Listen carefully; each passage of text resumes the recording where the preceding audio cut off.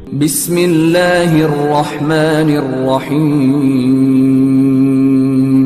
شروع اللہ کا نام لے کر جو بڑا مہربان نہایت رحم والا ہے۔ اس کتاب کا اتارا جانا اللہ کی طرف سے ہے جو غالب ہے، حکمت والا ہے۔